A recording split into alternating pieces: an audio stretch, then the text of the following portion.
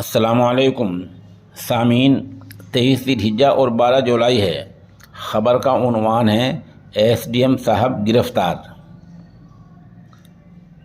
मध्य प्रदेश के ज़िला झाबुआ में एसडीएम की तरफ से लड़कियों के साथ छेड़छाड़ का मामला सामने आया है।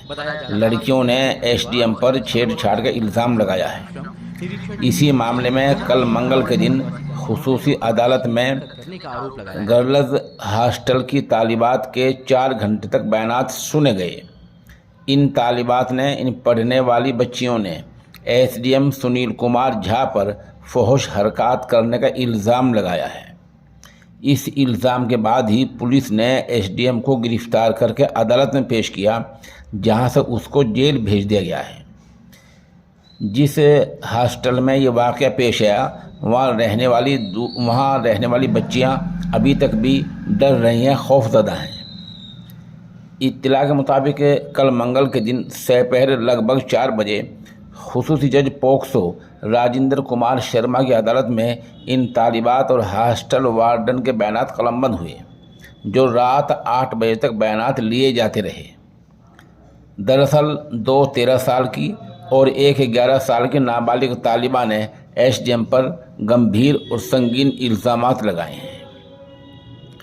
पूरी बात और सुने।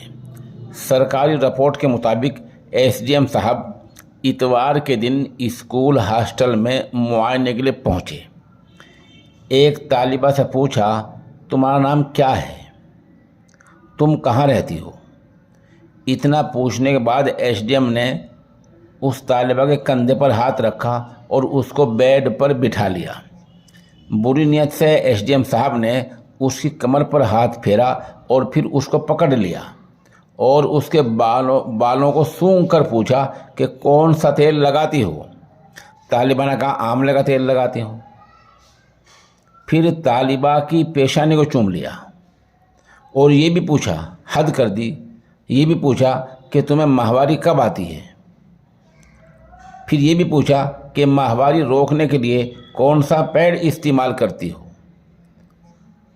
फिर दरवाजे पर वापस जाकर कहा, मैं जा रहा हूँ। ये कहते कहते लड़की के सीने पर हाथ रखा और कहा कि हम जा रहे हैं। इस दौरान दरवाजे पर एक दूसरी लड़की आ गई तो उसको एसडीएम साहब ने गले से लगा लिया। ये ओछी हरकत की हैं। इन ओछी हरकत के बाद पुलिस ने आईपीसी सेक्शन 354 के तहत मुकदमा दर्ज किया है। कई दफ़ात लगाई हैं, हम सारी बताएंगे। इसका मतलब ये होता है कि औरत की पाक दामनी से खिलवाड़ करने के लिए उसको छूना और फहश हरकत करना। इस दफ़ा 354 में कम से कम 1 साल तक की कैद हो सकती है। मुकदमे में आईपीसी की दफ़ा 354A भी लगाई गई है। इसका मतलब है जिनसी हमला, कुछ नापसंदीदा बात करना, ऐसे इशारे करना जो औरत के वक़ार को, इज़्ज़त को पामाल करते हों। इस दफ़ा में ज़्यादा से ज़्यादा सज़ा जुर्माने के साथ 3 साल की कैद हो सकती है। मुकदमे में आईपीसी पोक्सो एक्ट का सेक्शन 11-12 भी लगाया गया है, जिसका मतलब है नाबालिग के साथ जिनसी ज़्यादती। इसमें 3 साल तक सज़ा हो सकती है। मुकदमे में एसटी एससी की दफ़ा भी लगी है, जिसका मतलब है दर्ज फहरिस्त ज़ात में से किसी के साथ कोई हरकत करना।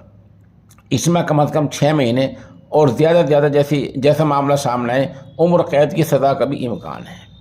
बताया जा रहा है कि वहाँ के कलेक्टर तन्वी हुड्डा को इसका जैसे इल्म हुआ तो उन्होंने फ़ौरन ही एसडीएम के ख़िलाफ़ कानूनी कार्रवाई का हुक्म दे दिया। अब वार्डन का बयान भी सुन लीजिए। एसडीएम साहब इतवार के दिन वहाँ पहुँचे तो वार्डन का कहना यह है कि इतवार की छुट्टी की वजह से पढ़ने वाली बच्चे बाहर खेल रही थी। एसडीएम की आमद की खबर सुनने के बाद उनको अंदर जाने के लिए कहा गया।